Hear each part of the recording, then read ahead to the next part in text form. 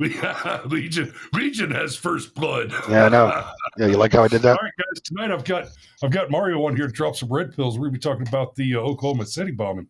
Mario, you said you've got some bubble gum for the first gambit until we get people in here. Uh-oh. Well, yeah, if you would just load up that first article, please. Indeed. So tonight we're going to be talking about the Oklahoma City bombing. Okay, this took place March 19th in 1995, and it was a really significant event at the time. This was during the Clinton administration, and it happened in the basically 2 years to the day after the events at Waco, Texas, where federal agents, okay, both the FBI and the ATF, torched a compound in Waco, Texas, belonging to the Branch Davidians, which killed hundreds of men, women, and children, okay, by basically burning them alive, all over questions related to the sales of some firearms, okay? The most outrageous act that the United States government has committed against United States citizens in my lifetime, all right? So that's kind of the backdrop, and we're going to get into that backdrop as to what was going on within the right wing in the 90s. And to say that something like the events at Waco were the most outrageous things was the most outrageous thing that the government has ever done to its citizens in our lifetime. That's a lifetime that includes the Patriot Act, COVID, January 6th. Oh, yeah. Yeah, well, there's a little bit of not deniability, okay, or like the international outsourcing of blame with something involving COVID. Okay, you've got a lot of people who still believe the official narrative behind 9/11. The real one is 9/11. Okay, and we'll get to that at some day as we do these Saturday night red pill broadcasts. All right. First, before we get any further, good evening, everyone. Evening, Rod. And I want to bring our sponsor in. Okay, this is Klaus Thaler German non-alcoholic beer. Okay. Damn it. There. Do it again. The finest non-alcoholic beer for Catholics who observe and who abstain from alcohol during Lent. Okay. Highest recommendations. They should pay me. Okay. So give them a call. So we're going to pull up here now. Hey, Angry Conservative, thanks for joining us. So in recent news, yeah, Angry Conservative, good evening. You didn't miss much. We're going to cover the truth behind the Oklahoma City bombing this evening. So get in your time machine. We're going back to 1995. All right, when I was until the end of that year, I was 14 years old, and so were you, Chris. Yep.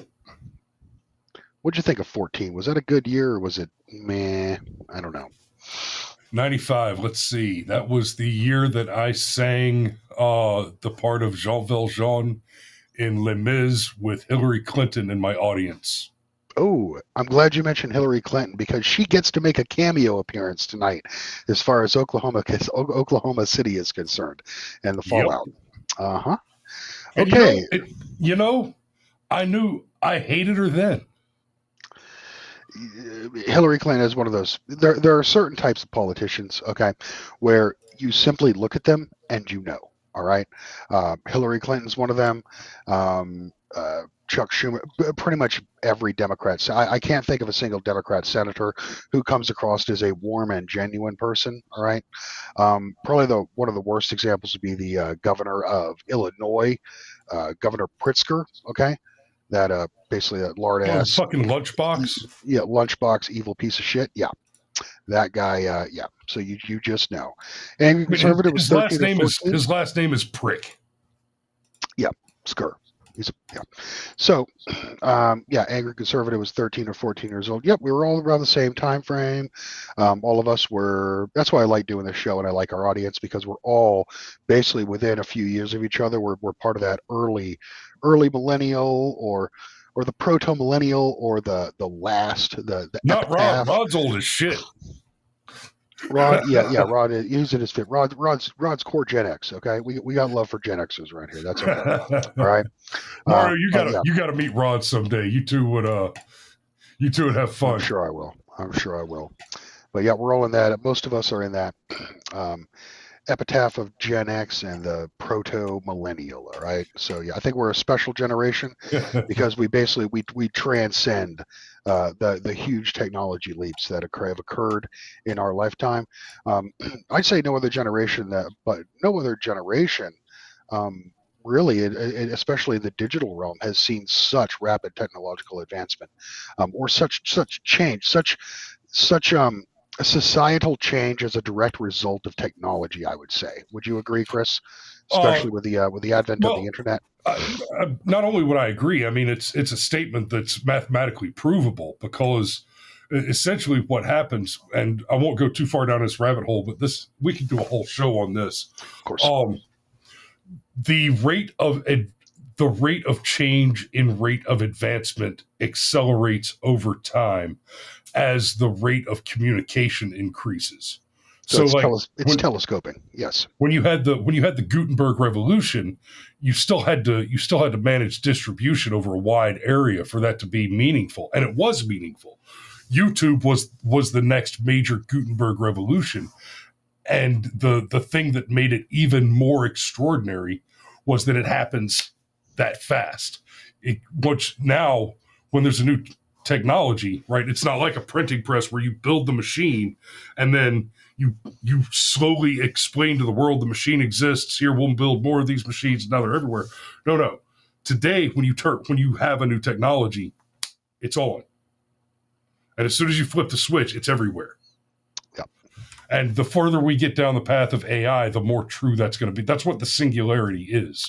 The singularity is the point of advancement at which technology develops faster than communication can disseminate. What AI is eventually going to result in is a similar effect in 2007 when Steve Jobs invented the iPhone.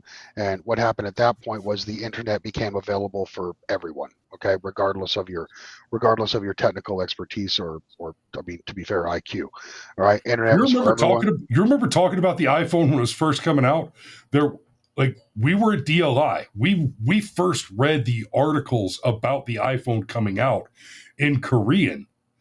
And they were articles about the TED Talks, the TED Expo that had happened at the convention center in Monterey while we were there, where they first unveiled not just the iPhone, but multi-touch touchscreen technology. Like prior to that, all touchscreens were with a stylus. Well, and you could do it with a finger. It was one point. You couldn't do the zoom in, zoom out, 5 fingers, none of that. Yeah, it's not surprising. I mean, where we were in Monterey, we really were only like an hour and a half away from the heart of the beast. You know what I mean? There in Silicon Valley. So, okay, so everyone, for those getting in late, we're going to be talking about the truth behind the Oklahoma City bombing. All right. Now, let's preface this with it's recently appeared in the news that Freedom of Information Act, all right, requests regarding the FBI's files on the OKC bombing.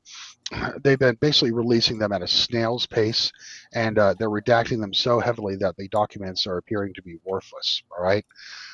It's U.S. Judge Daphne Oberg blasted the FBI's woefully inadequate response to a Freedom of Information Act lawsuit about its involvement in the Oklahoma City bombing, ordering the Bureau to increase the rate that it's producing the nearly 70,000 pages of documents that exist on the topic. Okay. So now I'm glad the judge is saying something about this. I'm glad that the judge is blasting the FBI, so to speak, but it's wholly inadequate. The government makes a habit of slow walking and putting in roadblocks on Freedom of Information Act requests. If you've never had to deal with Freedom of Information Act requests, guys, they will do things like they'll take their sweet time. They'll intentionally leave things out and then say, well, you weren't specific enough. You didn't ask for that specific thing. Like, no, hold on. I can write my Freedom of Information Act request and it can say, I am requesting all documents, videos, audio recordings, and communications relating to this subject matter. Right? And they'll say, "Oh, well, you didn't mention X, Y, and Z." Like, I'm sorry. Do we have a differing definition of the word "all"? Yeah. It's a Because game. Mr. Clinton, I can tell you what the meaning of the word is. Right? And then the other major roadblock they'll throw in there is they'll make it exorbitantly expensive. They will give you everything, and then they'll charge you $5 a page for 70,000 pages of something to make it so that it's unaffordable. The stuff that gets in the way right there it's unconscionable. So I'm glad to hear this judge say that she disapproves of what the FBI is doing here, but this is insufficient. Somebody needs to go to jail. This is a violation of the law. If you do not provide the information that is requested under a FOIA request, you're violating the law. Yep. Rod Purvis asks, why is this secret now? They got caught flat-footed. Yeah, well, they just don't want to admit it. It's like the JFK files, okay? I've been saying for years that it was basically there was a certain foreign international intelligence agency working with our intelligence agency that was basically, I don't know exactly how, but that's basically what happened. That's what killed JFK. This Oklahoma City is no exception, okay? Forensically, it's already been disproven and debunked what the official story was, and 24 something eyewitnesses claiming. Well, I don't want to get into it too much now, but bottom line is most people just don't know because this stuff gets memory hold and it will never get spoken of again. And that's why it's important for us to basically go dumpster diving and pull this shit back up before it's completely deteriorated into the sands of time, and basically show it to the American people again. So that's what we intend to do here this evening. Right. So, and the individual in response, the Judge Oberg's order was made Wednesday in response to Utah attorney Jesse Trentadue, all right, who's been suing FBI records about a CIA asset and FBI informant who helped fund the Oklahoma City bombing. Jesse Trentadue is the brother of an individual named Kenneth Trentadue, who was murdered in federal custody, okay, by the FBI, and he's been searching tirelessly since 1995 to get answers and get justice for his murdered brother. So that man is a true patriot, and he's the real hero, if there are any. Well, someone else we'll talk about later, but he's a true hero of this story. All right. Well, Lowry, you ready to flip the switch and go to premium? I am, unless you got something else you want to say for the YouTube crowd. Nope, guys. That's it for the free side. If you want to stick with us, and we hope you do, attempt to sell Rumble Premium. Go ahead. Yeah, go. We're about to switch over to Rumble side only, Rumble Premium. So this is about to be exclusive for the premium members over at Rumble, and you should definitely hop over to Rumble. Like Crowder likes to say, YouTube is dead, and Rumble did it. Yep. So we're about to hit that switch. Y'all stick with us for just a minute. Let me hit Rod Purvis real quick. Normally we do 20 minutes of the intro anyway. Rod Purvis asks, we're going to lose him in a minute. What are they protecting with redaction? Rod Purvis asks. The identities of the FBI agents directly involved. Okay, many of them would still be alive today. Okay, unlike the JFK files where they finally released them because virtually everyone is dead. All right. And Rod Purvis adds that this was 95. This was 30 years ago. There's a handful of the lower level guys that are still in. Oh, yeah, for sure. Probably at the top now. All right. Yeah. And Rod Purvis says we had deep state traders in 1963. 100%. Amen. I agree completely. In fact, I know. Yeah.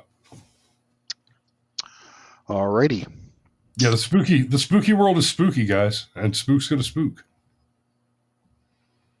You should paint your roofs blue. Before you get Maui'd. Here we go. Here we go. Here we go now.